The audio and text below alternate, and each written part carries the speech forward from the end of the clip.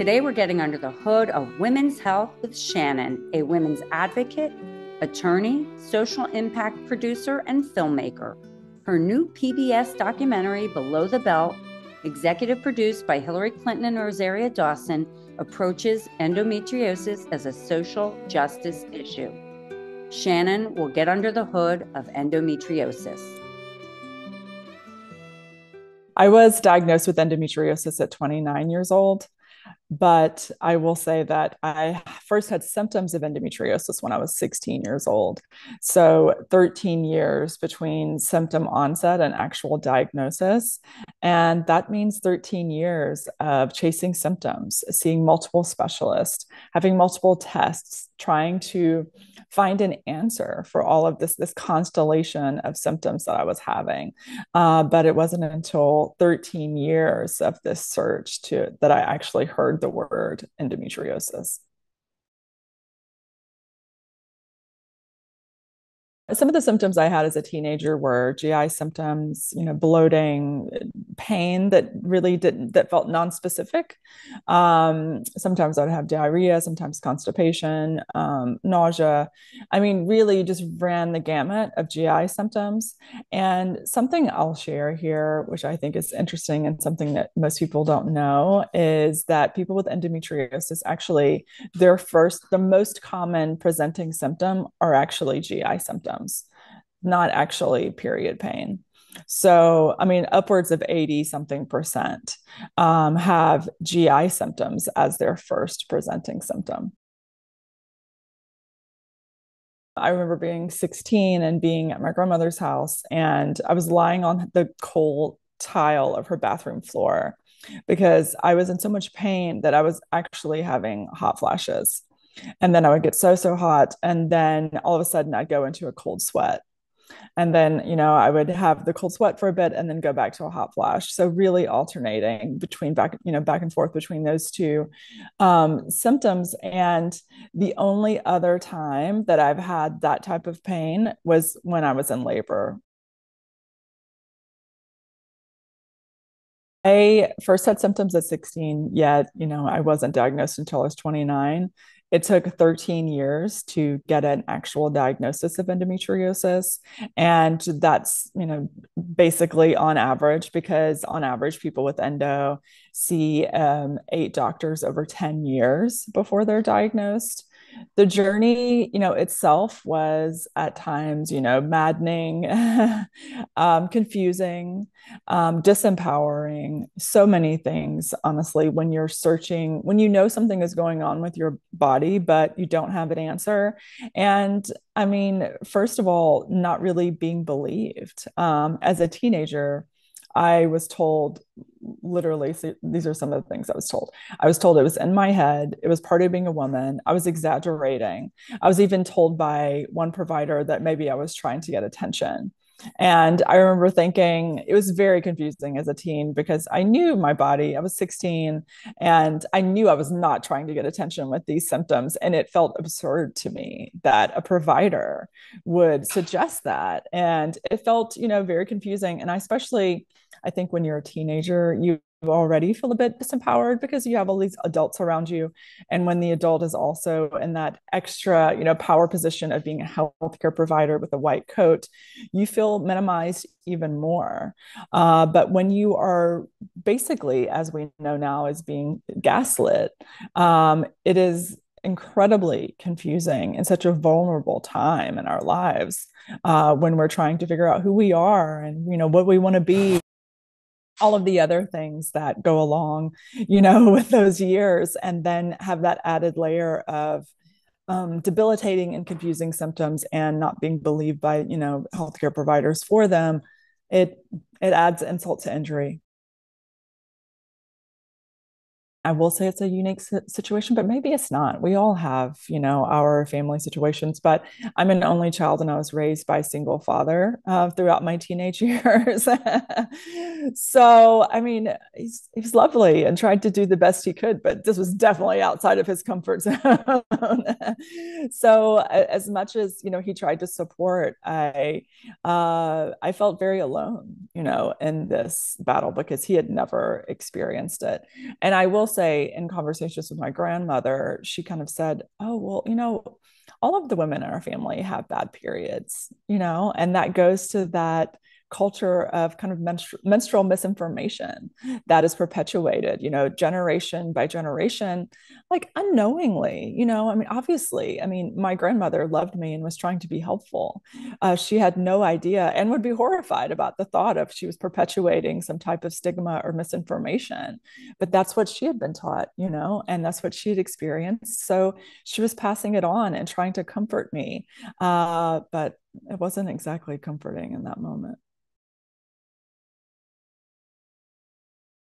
During all of the myriad of symptoms I had, basically, I was chasing symptoms. I was chasing trying to fix the symptom. If I had GI issues, and I would try medicines that helped either nausea or bloating or not eating or trying to eat a certain way. I mean, really just trying to chase how to fix a symptom. When I would have excruciating, periods, I would load up on, so I would check the bottle to see how much, ibuprofen or acetaminophen I could actually take in 24 hours. And I was perilously close to the limit. And then I would have prescription medicines trying to help. And, sometimes they did, but not all of the time. I mean, like when I was on the bathroom floor alternating between, cold sweats and hot flashes, I mean, acetaminophen doesn't touch that type of pain. It's next level. Those are the things that you just try to get through it, with as much pain medicine as you can have, with heating pads, with I mean, self-care, trying to walk, trying to just make it through the day or two, which is what I experienced, making it through the day or two that I had those symptoms. um, and then as time passed on, because we're talking about 13 years of chasing symptoms, I tried a ton of different types of medications. Of course, different doctors tried to put me on birth control pills, and I learned that I didn't really have a great tolerance to them. I had a lot of side effects with different types of birth control pills, no matter what the combination was. I didn't quite, it didn't work with my body.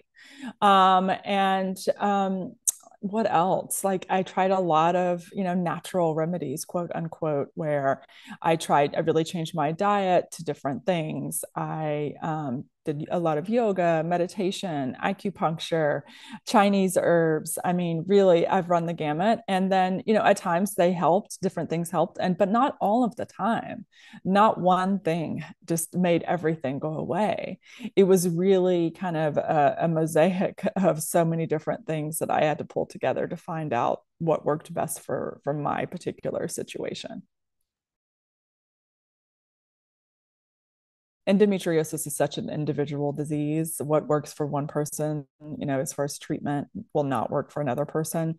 I will say, generally speaking, that seeing an endometriosis specialist is the key first step. Someone who treats endometriosis each and every day and really understands all of the facets of it. And for me, I got to an endometriosis specialist who did excision surgery, and actually excised the endometriosis in my body, and I had it everywhere. And also, took out adhesions and scar tissue and all of those things. And then after that, doing things like pelvic floor physical therapy, nutritional approaches, really following an anti-inflammatory diet. That has helped a lot, and getting rid of my most favorite thing in the world, which is sugar. I do see the difference, though, for me personally. When I eat less sugar, I just feel better, as much as I hate it. But that's true. And then one of, and I will say different medications. For example, me personally, I've seen a lot of success. I have an IUD that's really stopped my periods. This is after I had surgery. And that's helped, I mean, the past decade of really me having a quote unquote kind of normal life. I have symptoms occasionally, but, with this kind of combination of the things I just mentioned, I, go throughout my day without having a ton of symptoms. I think that anytime you deal with chronic illness or especially chronic pain, it can affect your mental health. Absolutely, it does. I mean, anyone who doesn't live with that, just think about maybe when you have the flu and you're in bed for 3 or 4 days. That affects you. You're like, oh my goodness, I need to get out of the bed. I want to go outside. I want fresh air. I'm tired of being sick. Imagine if you were like that, you felt sick every day for years. um that's a whole different way to live your life, because you do change the way you live your life when you're living with pain or chronic illness. So yeah, of course, when I have symptoms for for weeks or months on end, I have to approach each day one day at a time and think about, okay, this is not going to be forever, because I think that's the key. If you feel like there's no end in sight, that's really debilitating.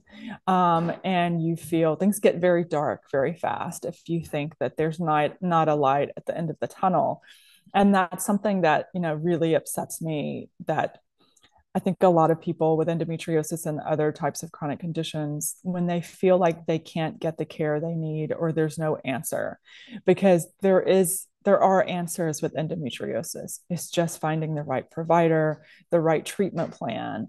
And by that, I mean someone who will treat you, put you first, patient-centered care, approaching endometriosis in a multidisciplinary way. And the reason I want to talk about this here is because so many people I see on social media, or when I meet them in person at screenings or events, they come up to me and they're like, but I've tried everything, there's nothing, and so many times I'm like, I think it's, there are answers. You do not have to live this way. You don't have to live in pain. You don't have to live with a certain symptom. You just haven't found the right either provider or treatment plan yet.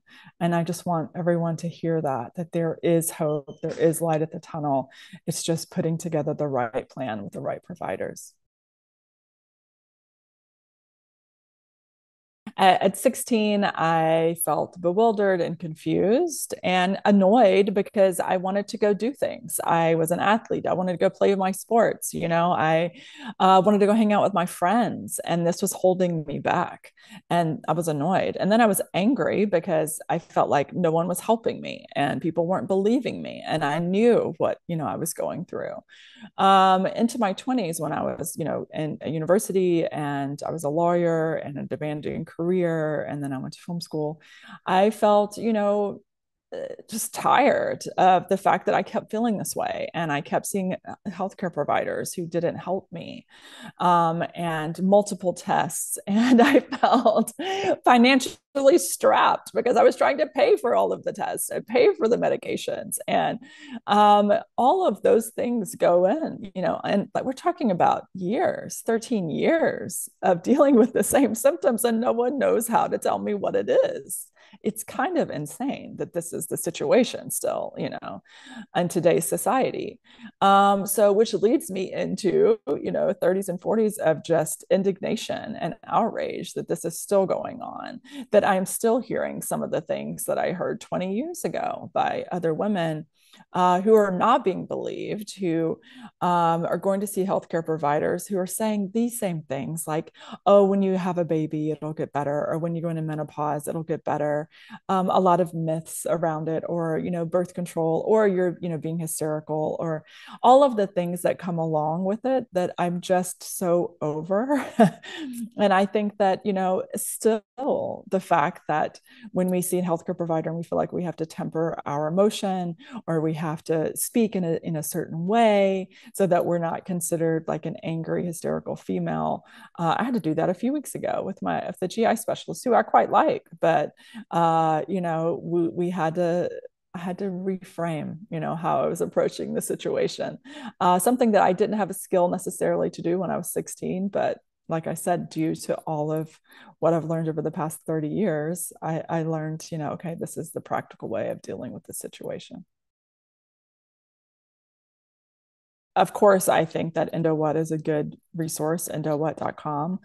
It has a lot of basic information. Watching the film Endowhat provides an accurate base of knowledge about the disease from the world's foremost experts.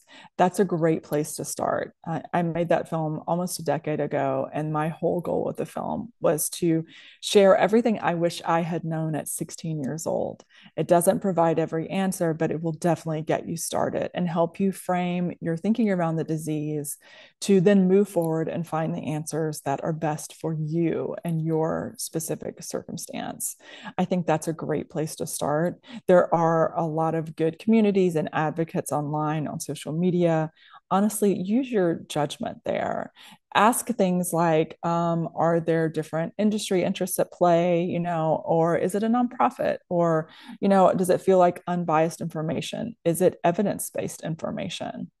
When they cite facts, do they provide sources, like academic sources or medical sources, so that, you have to do your homework. This is a condition where a lot of times, patients go into provider's office with more information than the provider does about the specific, condition. So just be aware of that. Be aware of that. Be prepared for that.